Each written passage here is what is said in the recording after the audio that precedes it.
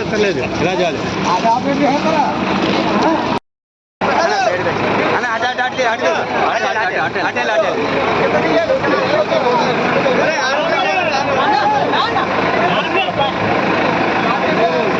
ఇది కదపాల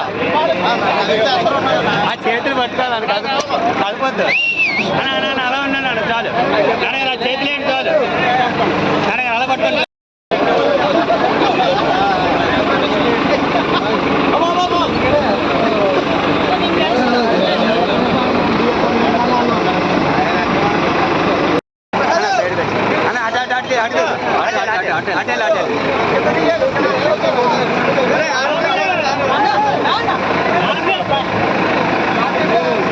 ఇది కదపాల ఆ చేతులు పట్టుకోవాలి కదపొద్దు అలా ఉన్నాను చాలు చేతులు ఏంటి చాలు అలా పట్టుకోండి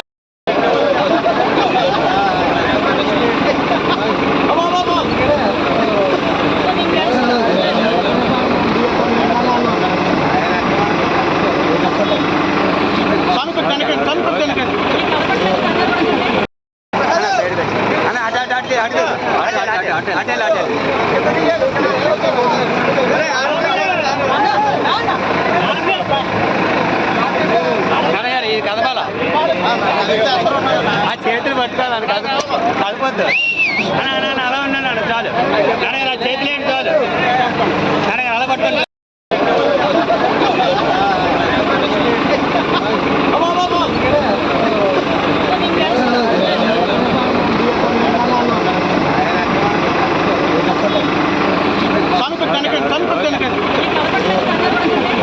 మనతో పాటు పాల్పంచుకొని ఈరోజు ఈ కార్యక్రమంలో పాల్పంచుకున్నందుకు ప్రత్యేకంగా కలెక్టర్ గారికి మనందరి తరఫున కూడా ధన్యవాదాలు నమస్కారాలు తెలియజేసుకుంటూ ఈరోజు ఈ కార్యక్రమానికి నాతో పాటు ముఖ్య అతిథులుగా విచ్చేసిన మన రోడ్ అడ్రోడ్ నుంచి నర్సీపట్నం వరకు ఉన్న రోడ్డు సంగతి తెలిసిందే.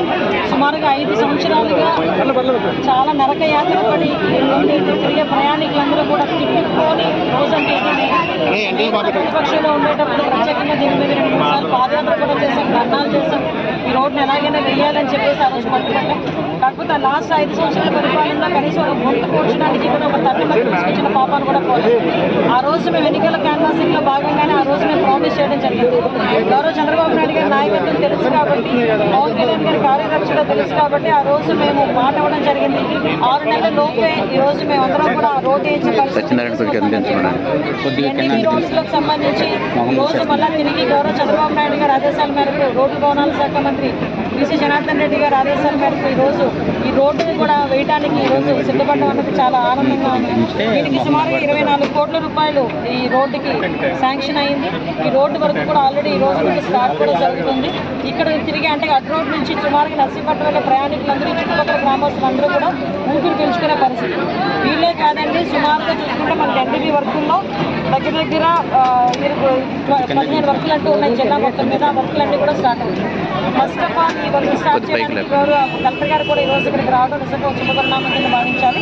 అదేవిధంగా ఈరోజు ఎక్కడైతే మరి మీరందరికీ తెలుసు సంక్రాంతి కన్నా రోడ్లు ఏదైతే గుంతలు పడి ఉన్నాయో, అంటే 5 సంవత్సరాల్లో కనీసం రోడ్లు పట్టించుకోకుండా రోడ్ల మధ్యలోనే స్విమ్మింగ్ పూల్స్ ఇలా తయారవడం, ఆఖరికి చాలామంది రకరకాల ధర్నాలు కూడా రకరకాలుగా చేసిన పరిస్థితి కూడా మనందరికీ తెలుసు. అయినా కూడా ఇప్పుడున్న మాజీ ముఖ్యమంత్రి కనీసం పట్టించుకోకుండా ఉండే పరిస్థితి కూడా కనిపిస్తూ ఉంది.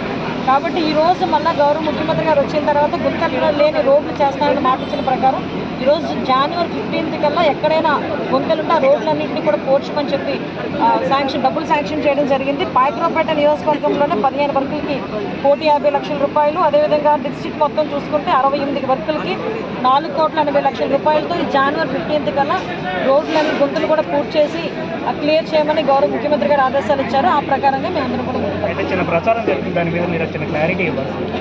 ఈ రోడ్లు పెడతారు, మళ్ళీ టోల్ గేట్లు కూడా పెడతారు అని చెప్పి ప్రచారం.